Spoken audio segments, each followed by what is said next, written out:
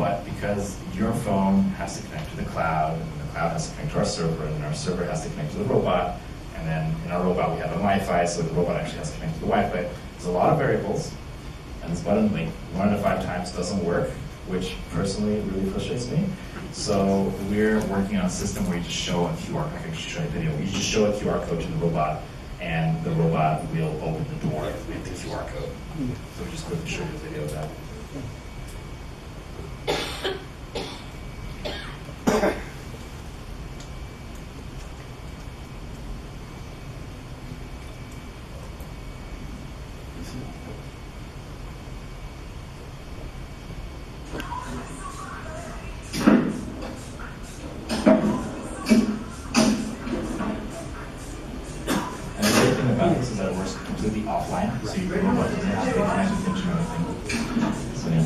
We have really intense foosball games in our office. Lots of questions. Why don't we go to the back? So, I understand this goes on sidewalks. It can also go on dirt roads, because I know I've lived in cities where they still have a lot of dirt roads that go through some places. Yeah, that's a phenomenal question. Actually, the KiwiBot is pretty flexible. Like, it can go off-road. It can go in snow. Like, I took it to Switzerland once, and it just rode through snow, which is really cool. We don't really deploy it in areas like that. We're focused on the core of like the downtown Berkeley area. So it's mostly just residential areas and commercial areas without too many dirt roads, but it could theoretically go on dirt roads. It would just be a little bit more challenging to control and operate it. Yes? Is there any particular reason why you guys stuck with an RC car chassis instead of a custom-made one, or like a Segway type chassis? So we have a CEO that's like focused on growth, and sometimes we just have to make things happen. So it's mostly the reason that we didn't find a different chassis in time before we scaled the production. But now we're working on a chassis with AON Robotics, and we're testing that out. Some good preliminary results. We don't have good results with the tires, so we're exploring some other types of tires. This is a differential chassis, so it's really difficult to make it spin in like short spaces. And that's particularly a challenge when you're going around corners. So it's a limiting factor of this robot, but we're working on that. Yes? How well can it go over either very rough surfaces or like high inclines? Because I noticed Starship Technologies, their robot can actually go over like a 6-inch curve, and those similar. Yeah, that's a great question. So Starship Technologies, their robot, they have some really slick videos, but their robot doesn't always work as well as they say. I'll actually have a small demonstration.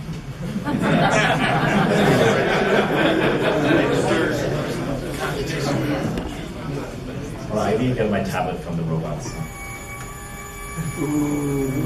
But wait, you didn't show it a QR code. Because you have the master. I have a control panel here. This is super cool. Probably shouldn't show this to you, but I'm going to show it anyways.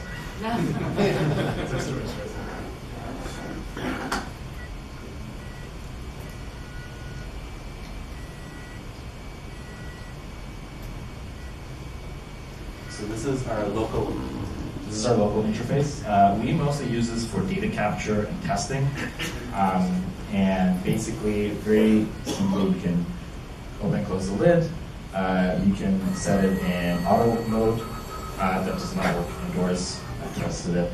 And you can just drag it around. Don't go fast forward just yet. Yeah, that's shouldn't do that. But I wanted to show you something on the iPad. Hold on, just 1 second.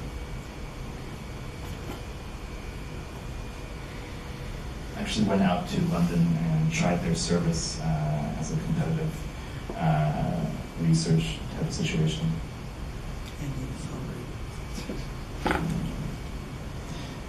And what's interesting is their robot, even though they have that, as you mentioned, that special wheel that can go to like 6-inch ramps, it's not exactly used. Like I never saw it actually use that feature. And for the most part, we don't have that problem. Like, we have accessibility ramps everywhere we have to go. So it's really not a problem for us with our robot. And another big difference between our robot and Starship's robot is that our robot has like a bill of materials of about 2,500. Starship is like between 10 and 20,000. So Starship.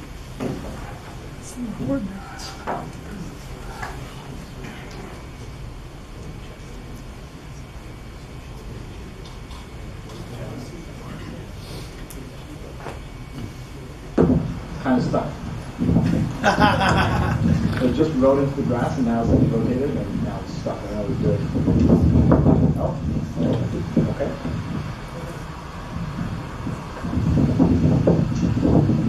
Okay. Oh, oh.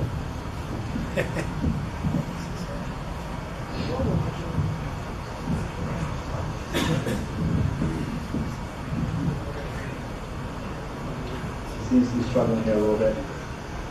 Just a little bit. So yeah, that's the Starship's robot in a nutshell.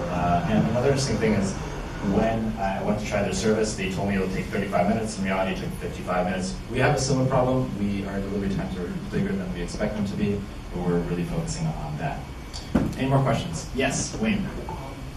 How often does the robot just flat out just stop? You have to send somebody out to take care of it. Well, I would say that if we have to send somebody out there, it would be because it goes offline or something weird happens and we have to reboot it manually. It really rarely gets stuck like on a pothole or against a trash can or something like that without somebody within seconds or minutes just moving it quickly. So if it gets stuck somewhere, a member of the community will just come up and move it back to where it should be. Yes? What's your number one selling product, and is there something you prefer to sell? Maybe it has a higher margin or something like that? Chipotle. So that's our most selling Chipotle. I think bowls. Yeah. Chipotle bowls. Most selling product. The second most selling product Beer. is boba. No, we can't deliver beer. No? We have to check ID and we can't do beer or weed or anything like that. So I would say Chipotle, boba, McDonald's, okay, something like that. Yeah. Okay. Yes. How long does your battery last? The battery lasts about. It depends. That's probably the most accurate answer. In miles. We don't really measure it that way. So the battery lasts all day when it's in the robot when it's not moving. But if it's continuously moving, it can be between 2 and 4 hours. So something like that. And the robot drives on average, like really, really big average, like 2.25 kilometers an hour. When do you replace batteries? Sorry? When do you replace batteries? We replace batteries when they go down, like when the battery level is down. I mean, do they need to drive somewhere, like a charging station? No, we actually charge all our batteries in our office, and we have people who go out into the field and replace them in 5 seconds. It's not as good as Starship's batteries. They replace them much better. I think we might inspire ourselves with some of those ideas, but yeah, batteries get changed just manually. So they return to the office and then? No, they get changed in the field. Yes. Yeah, your video showed 3 of them heading out in the fleet. Yes. I'm wondering if you need one operator for each one at this point. And as you go forward, what are your plans around scaling as far as the operator goes? So we do up to 3 robots per operator right now. Since we're using a series of waypoints, we just need to monitor the video in case like something critical happens. So we have like less of a problem. We don't do more than 3 at the time because it can be a little confusing to track for people. So we're working on that. But another big aspect is like the tooling, the infrastructure behind it. So it's not just the robotics, but it's also like the interfaces that we're building. How do we make them work? How do we design them? How do we like make sure you don't do something weird? Like we have this weird bug with our waypoint mode that if you set a waypoint that was not valid, the robot will just continue going into that waypoint. It was like a little weird. So we have a lot of like UI and UX issues to figure out. Like what we're building is not empirical. Nobody wrote a book about how to build delivery robots, you know. So we have to figure out from the ground up like every single aspect of the design and interaction, even from our internal side. How many can be rolling at a single time right now? I mean, we have a fleet of 100 robots that are operational per week. I wouldn't be able to tell you like at one point how many of them are running. Yes. Why didn't you guys use LiDAR? Well, actually, so we have 3 solid-state LiDARs. It's a bit contentious whether we're using LiDARs or not, but essentially they are 3 distance sensors. I'm not entirely sure if they're classified as LiDARs. Some people call them LiDARs, some people call them like infrared distance sensors, but they're like kind of low-resolution LiDARs, solid-state LiDARs.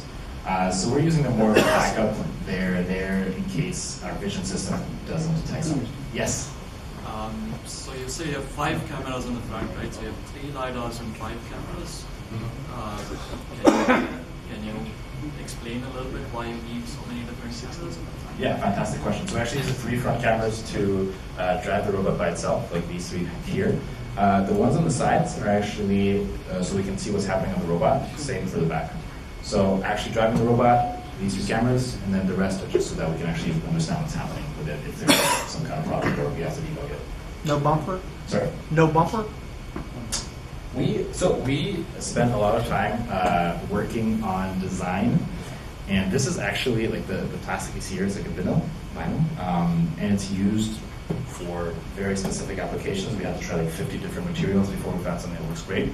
Because what used to happen is that a robot got like scratches and bumps and stuff like that from those kind of interactions, and it wasn't that great. So now we have this material, and we haven't had any issues since. It's a really great material. No bumper. No bumper. Yes. Well, where's home base for the robots? When they're not making deliveries, are they at your office? Or? Yes. We have a wall of robots that's not in our office. So when you get like a delivery call from the field, they're all start from your office to wherever. Is there a plan to like build out like home bases somewhere? Or? Actually, no. We're testing a lot of different models. The model that we're testing right now is to have robots in clusters where we receive a lot of orders. And as you saw in the video, we actually have another component of our delivery infrastructure. We have our couriers who are on bikes. We make couriers far more efficient. We go from maybe 2 or 3 deliveries an hour with like standard couriers in cars to up to 15 deliveries an hour with couriers who are helped by robots. And the way it works is that our couriers, they pick up food in the restaurant and then they deliver it to your neighborhood, which is like one of these clusters, and then they drop the food into this cluster and then it goes on to the customer. So like across our huge coverage area, sometimes we do deliveries in 50 minutes because of this amazing infrastructure. Over there. Are you planning to sell to delivery giants like Amazon, like license it to Amazon, or outsource the manufacturing and then sell it internally? Amazon is interesting. Let's just put it that way. We did a partnership. We did a business-to-business partnership with DoorDash. We did several thousand deliveries for them. It went absolutely great. We had really great ratings, great delivery times. And what we found was really difficult to scale because we pretty quickly saturated the market we were in. We saturated the deliveries we were doing for them in our coverage area. And they have a lot of deliveries that are kind of like further out, that are kind of inconvenient to do by robot. So we find that it's easier if we generate like our own user base, our own customer base, and we have a lot more control over the demand and the supply, which is something I spent a lot of time thinking about. Yes? So I have a question, if the robot's waiting at the crosswalk and no one has pressed the light, what do you guys do? We'll just wait. So in Berkeley, there's only like a bunch of these crosswalks, so we typically space our clusters in such a way that we don't have that issue for most deliveries. Yes, in the back. I mean, I really love this concept, but I was just thinking about how Alphabet is investing a lot in using flying drones for deliveries. What are your thoughts? I mean, Alphabet is more than welcome to come invest in us as well. So let's put that out there. Flying drones, like they can fly and kill people, so that's like one thing. And also, a lot of people, for example, have been doing this trail in New Zealand, and a lot of people are like setting up coalitions against these drones because they make so much noise. It's like having like a super fast computer, not a computer, like a server fan, like running right above your head like every 10 minutes. And some people really don't like that. With these guys, it's really quiet. It kind of blends into the hum of the city. And you don't hear them for more than a few meters, from like 10, 15 feet away. You don't hear them anymore. So it also has advantages that we can deliver bigger payloads. So we put a cubic foot right now inside the robot, but we can go out and we can also have a little KiwiBot attachment that delivers even bigger. So we can do like 2 12-inch pizzas, no problem. That would be a little challenging with a drone. But I do see a lot of potential with drones. Like for example, Zipline in Rwanda, they're doing delivery of blood over pretty long distances with drones, and that's a great use case. I just don't know if delivering coffee with drones is the best use case. Yeah. What's the sorry? What's the sorry? Go ahead. Total gross vehicle weight, if you will? About 10 kilos, 30 pounds. About it changes. With payload? No. So with a maximum payload? I honestly would not be able to tell you exactly, but I'd say it's 2 meals, like 2 pretty solid meals that can handle that no problem. Yes. So if there are 100 robots functioning in Berkeley, so it's technically possible to order food and make them wait for the whole day. And if a rival company decides to do that for a whole month to destroy your brand, like, what are you planning? Like, do you have a plan against it? That's fine. They can try to do that, but we probably won't let them. You have to consider that for us, we have 2 peaks in the day. We have like a peak around lunch and a peak around dinner. So we actually deploy the most robots there. And we're still figuring out the best policy for handling people who like don't pick up their food. Sometimes we do like 30 minutes. We have like a 30-minute grace period. But if we have like other people waiting on their food, we'll shorten that down. For the most part, that isn't a problem. It used to be a bigger problem, but people, as they order more, they get more and more used to it. We have like a lot of users last semester that ordered more than 100 times in the span of like 1 semester. So our customers are like super, super loyal, and they're kind of getting the flow of things. We're working a lot with them. We're doing a lot of like interviews with them. We're building features that help them. So we're improving that communication. I think it's definitely about communication, like sending the push at the right time, just letting the customer know where the robot is and stuff like that. It's really great because we have personally ordered it when we were at the Moffett Library. Nice. Yeah, Moffett Library is one of our most popular locations. Yes? What happens if somebody gets whacked with that going full blast? Is that a painful hit? Is that, you know, yeah, that's always my fear with these. Well, tell me if you want, we can try that with you.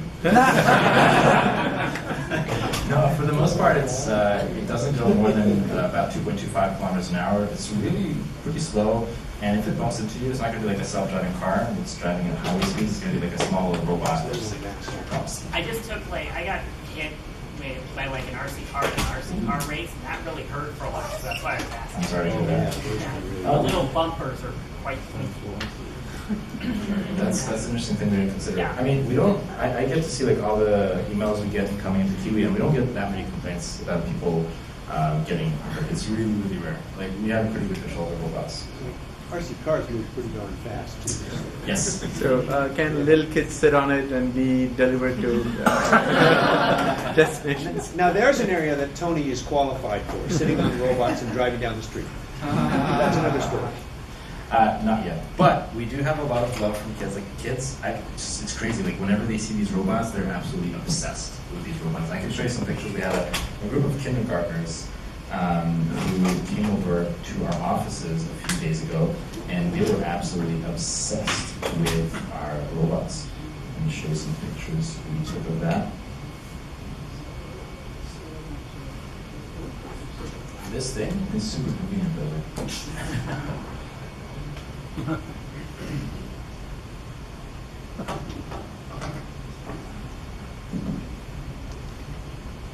That's a group of Berkeley kindergartners. And actually here you can see 2 interesting things. You can see our prototype robot, literally shopping basket on wheels, with little training wheels so it doesn't tip over. And this is the little phone holder we had, so we stuck a smartphone there just to test out the idea. And this is a kid enjoying the robot, and yeah.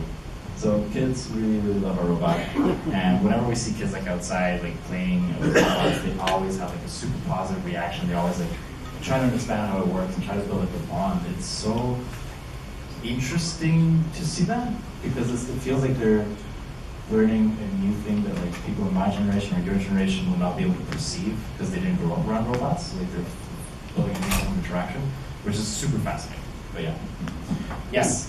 What are some of the common ways it fails? Maintenance issues? Maintenance is difficult.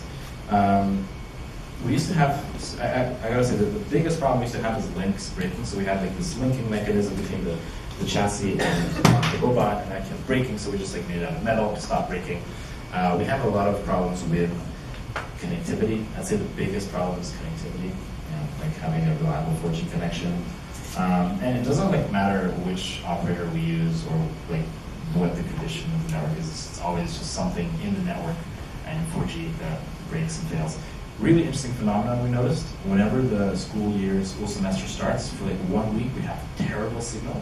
We haven't figured out why, but maybe like the algorithms of our network providers are adjusting the different qualities of service for different people. I don't know why, but we have just terrible service the first week. Maintenance. So I'd say instead of maintenance, the biggest challenge we have there is upgrading features. So we develop features, And then if it's a hardware feature, we have to like manually upgrade the robot, and that can take a lot of time. So that's a process that isn't very scalable, and we're figuring out ways on how to upgrade a whole bunch of robots quickly at once. Okay, Yes. One more question. One more question? Okay. You keep passionately mentioning about user experience interaction. I'm curious if you've ever done a more, since you have a lot of pilot programs going on, if you've done more in-depth study with some of your customer base on whether either the suppliers that are currently using KiwiBot or the customers, if they view it as a machine, an alien type of thing, or if it's just Berkeley and that robots are so commonplace that they've already accepted this. It's just from a few research papers that interact.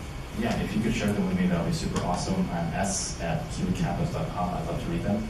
I haven't asked that question specifically, but the general perception I have is for most people in Berkeley, it's just a thing. Like you just have robots delivering to you everywhere. And what I hear from a lot of people who are coming to Berkeley is like, they're saying it's like the second master of Berkeley. It's like the experience that you get in Berkeley is something you have to try while you're there. And we actually had a pretty interesting experience. We had a journalist from TechCrunch come over, and I was like going around Berkeley with him and showing how our robot worked. And he was like, "Why is no one paying attention to the robot?" He was like so perplexed. so yeah, we really want to make robots ubiquitous, and maybe you can help us with that. Thank you.